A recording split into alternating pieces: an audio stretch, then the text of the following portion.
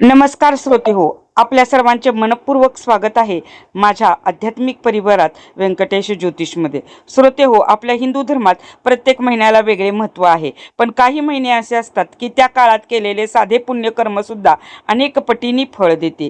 आणि असा अत्यंत पुण्यदायी भगवान विष्णू आणि श्रीकृष्णाला प्रिय असलेला महिना म्हणजे अधिक मास होय, ज्याला पुरुषोत्तम मास असेही म्हणतात। असे म्हणतात की ज्याच्या जीवनात सतत अडचणी आहेत, घरात अशांतता आहे, आर्थिक संकट आहे, मनाला समाधान नाही आणि आध्यात्मिक प्रगती होत नाही, अशा प्रत्येक व्यक्तीसाठी अधिक मास हा देवाने दिलेला एक सुवर्ण काळ असतो। कारण या महिन्यात केलेले जप, तप, दान, व्रत, उपासना आणि सेवा यांचे फळ सामान्य काळाच्या तुलनेत अनेक पट अधिक मिळते। पण प्रश्न असा आहे की अधिक मासात कोणती व्रते करावीत, कोणते नियम पाळावेत, कोणती दाने द्यावेत, काय टाळावे आणि याची फलश्रुती नेमकी काय आहे। आजच्या या व्हिडिओमध्ये आपण अधिक मासातील सर्व महत्त्वाच्या गोष्टी अतिशय सविस्तर आणि सोप्या भाषेत जाणून घेणार आहोत, म्हणून हा व्हिडिओ शेवटपर्यंत नक्की पहा। अधिक मासात व्रताचा संकल्प कसा करावा बघूयात आपण। अधिक मास हा केवळ उपवास करण्याचा महिना नाही, हा महिना आहे मन, शरीर आणि आत्म्याची शुद्धी करण्याचा। म्हणून या महिन्यात कोणतेही व्रत सुरू करण्यापूर्वी आपल्या प्रकृतीनुसार आणि परिस्थितीनुसार योग्य व्रत निवडावे। ग्रंथामध्ये सांगितले आहे की अधिक मास सुरू होण्याच्या 2 दिवस आधी आपण कोणते व्रत करणार आहोत याचा संकल्प करावा। हा संकल्प श्रद्धेने देवासमोर, शक्यतो गुरु किंवा पुरोहितांच्या मार्गदर्शनाखाली करावा आणि व्रत पूर्ण झाल्यानंतर चतुर्दशी किंवा अमावस्येला त्याचे उद्यापन करून दान, दक्षिणा आणि ब्राह्मण भोजन द्यावे। आता बघूया पहिलं व्रत काय, फलाहार व्रत। या महिन्यात पूर्ण महिनाभर दिवसातून फक्त एकदाच फलाहार करायचा असतो। फळे, दूध, सुकामेवा अशा सात्विक पदार्थावर राहायचे असते। श्रोते हो, हे व्रत फक्त शरीरासाठी नाही तर मनासाठी सुद्धा अत्यंत प्रभावी मानले जाते। कारण जास्त अन्न सेवन केल्याने मन चंचल होते, पण फलाहारामुळे मन शांत होते, विचार शुद्ध होतात आणि शरीर हलके होते। महिन्याच्या शेवटी फळांचे दान करावे, यामुळे अन्नदानाचे पुण्य मिळते आणि घरात लक्ष्मी स्थिर राहते असे मानले जाते। परंतु तुम्हाला शारीरिक काही प्रॉब्लेम असतील तर हे व्रत करू नये, जसे की शुगर, बीपी अशासारख्या जर तुमच्या गोळ्या चालू असतील तर हे व्रत करू नका। दुसरं म्हणजे धारणे आणि पारणे व्रत।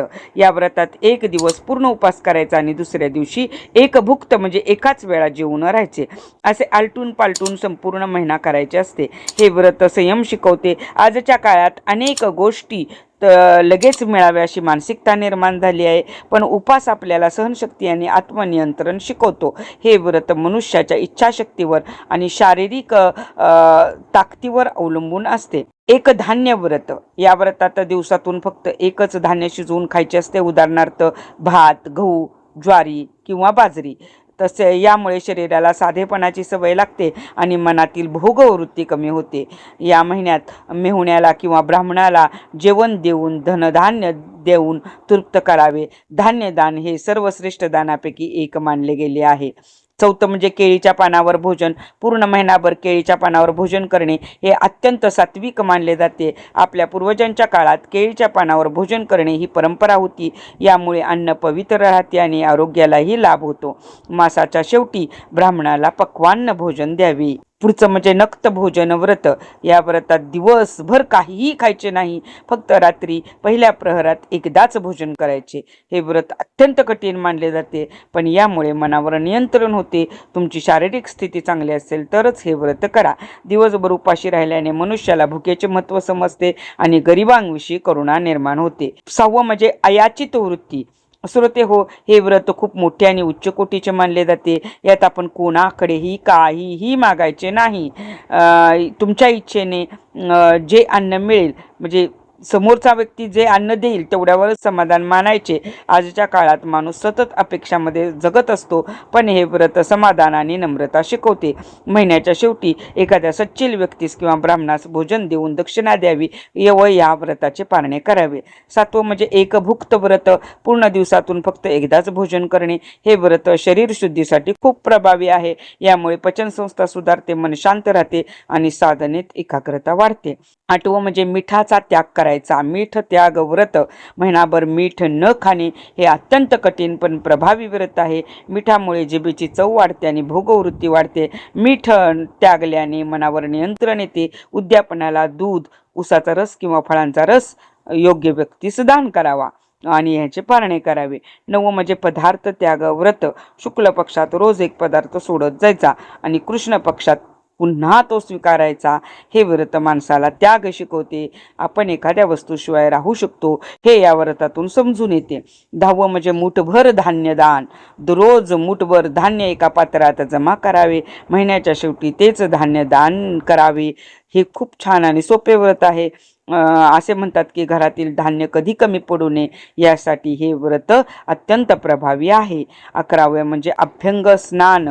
रोज उठणे लावून अभ्यंग स्नान करा किंवा अनेक बारमाही वाहणाऱ्या ज्या पवित्र नद्या आहेत, नर्मदा, गंगा, कृष्णा, गोदावरी, कावेरी ह्या नद्यामध्ये जाऊन स्नान करा आणि त्यामुळे शरीरशुद्धी आणि मनशुद्धी होते. पारायणाला पंचामृताचे दान करावे एखाद्या योग्य व्यक्तीस. 12 म्हणजे अखंड दिवा.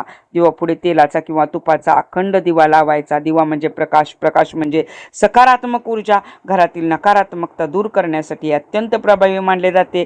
तांब्याचे दिवा दान करणे हेही फलदायी मानले जाते. 13 म्हणजे प्रवास टाळायचा. शक्यतो कारणाशिवाय प्रवास करू नका.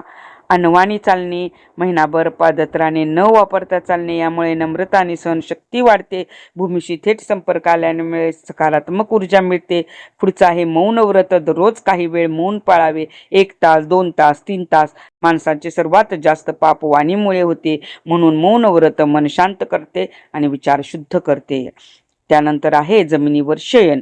चटई किंवा कुशासनावर झोपणे. गादीवर झोपायचे नाही. शरीराला साधेपणाची सवय लागते, अहंकार कमी होतो. या महिन्यामध्ये शय्यादान करावे. एखाद्याला अंथरुण दान करावे पारायणासाठी. त्यानंतर आहे अधिक मासातील विशेष साधना. या महिन्यात काही विशेष साधना अत्यंत पुण्यदायी मानल्या जातात. त्या म्हणजे 33 अनारसे किंवा 33 फळांचे किंवा 33 बताशांचे दान करणे, अधिक मास महात्म्य ग्रंथ वाचन करणे, हरिविजय ग्रंथाचे पारायण करणे, राधाकृष्ण आणि मुरलीधर कृष्णाची पूजा करणे, 108 वेळा कृष्णाचे नामस्मरण करणे, तुपाचे 108 आहुती देणे, भजन कीर्तन कथा श्रवण करणे, गरीब व गरजूंना अन्नदान करणे, गायीची पूजा आणि गायीला रोज गोग्रास देणे, हे सर्व कर्म भगवान श्रीकृष्णाला अत्यंत प्रिय मानले आहे.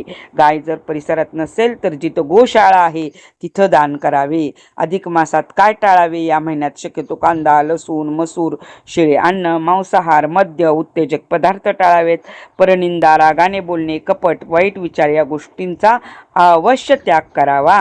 अधिक मासाची दिव्य फलश्रुती काय आहे बघू. आता हे सगळं केल्यानंतर काय मिळतं? अधिक मासातील व्रते, नियम, दाने आणि साधना श्रद्धेने केल्यास घरात सुख आणि शांती येते. आर्थिक अडचणी कमी होतात, मनोकामना पूर्ण होतात, आरोग्य सुधारते, घरातील नकारात्मकता दूर होते, देवकृपा प्राप्त होते आणि शेवटी मोक्षमार्ग सुलभ होतो. असे मानले जाते की ज्या घरात अधिक मास श्रद्धेने पाळला जातो त्या घरात देवतांचा वास राहतो.